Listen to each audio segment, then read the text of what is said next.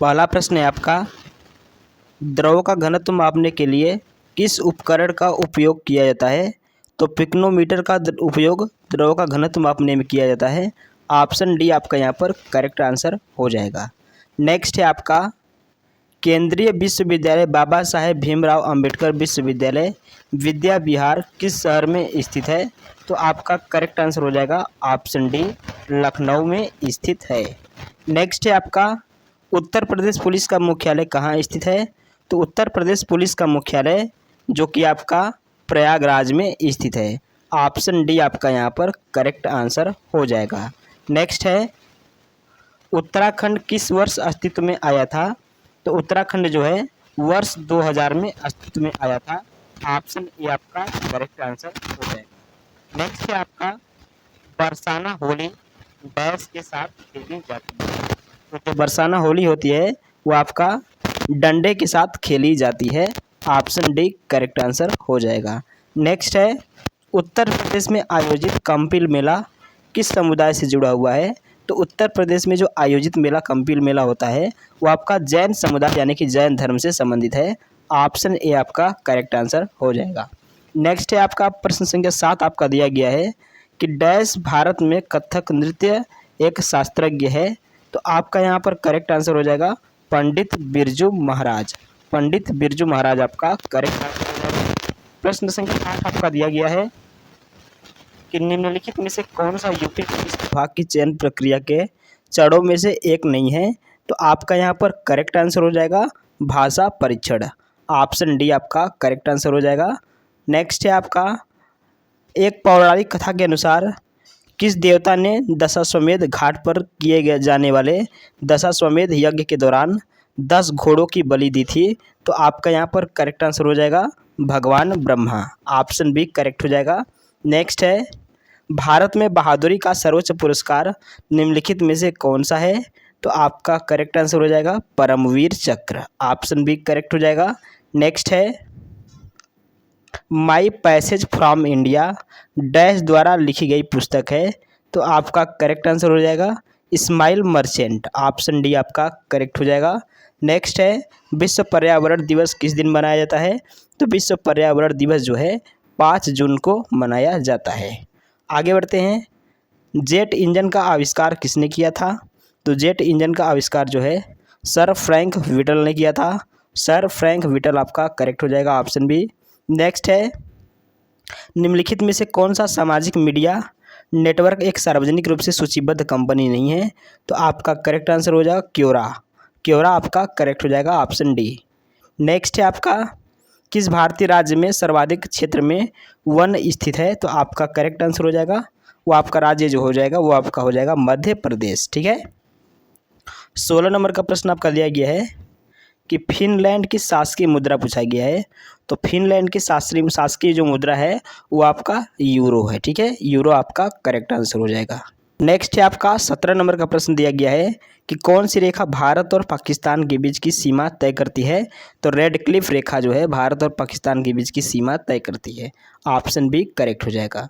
Next है 18 number का प्रश्न दिया गया है कि प्योंगयांग किस देश की राजधानी है?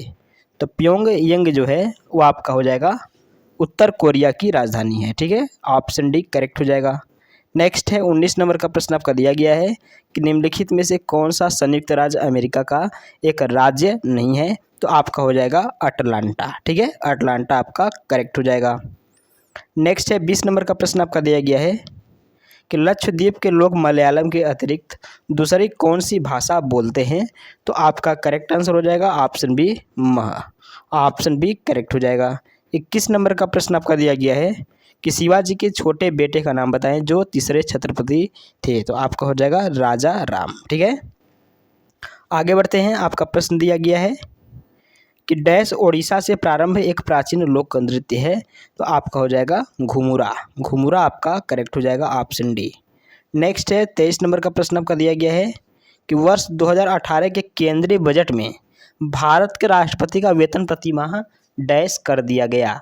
तो आप सभी जानते हैं भारत के राष्ट्रपति का जो वेतन है वो आपका 5 लाख कर दिया गया। ऑप्शन डी करेक्ट हो जाएगा।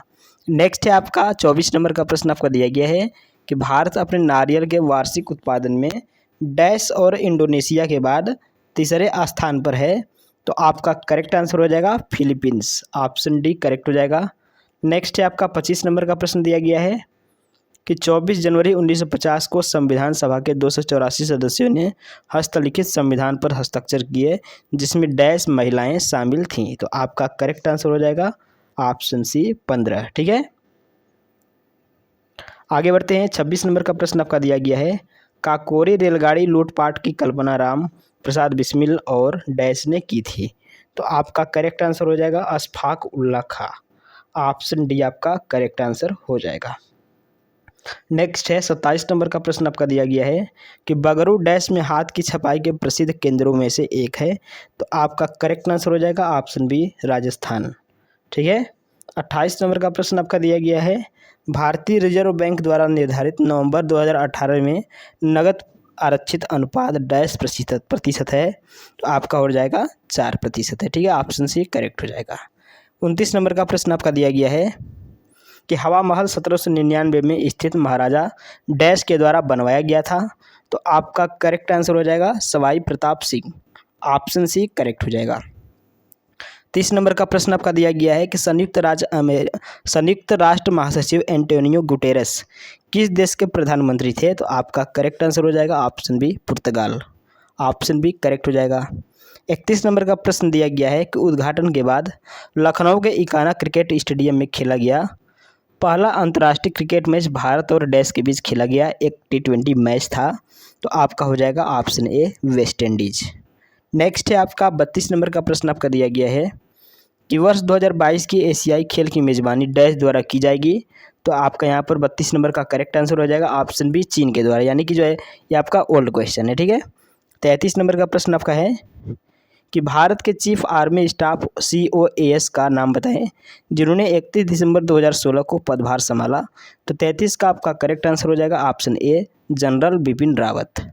34 नंबर का प्रश्न आपका दिया गया है कि नवंबर 2018 में 33वां आसियान शिखर सम्मेलन कहाँ आयोजित किया गया था। तो आपका हो जाएगा सिंगापुर में। ठीक है, ऑप्शन सी करेक्ट हो जाएगा।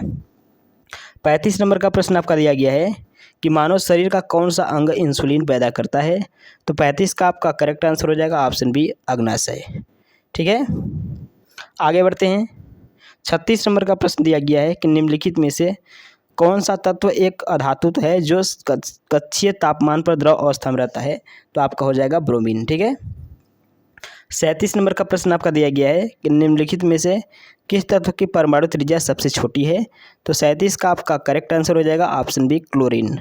नेक्स्ट है 38 नंबर का प्रश्न दिया गया है कि CH3COOH CH2CH3 का सूत्र है। तो आपका हो जाएगा मिथाइल एथनोएट। ऑप्शन बी करेक्ट हो जाएगा।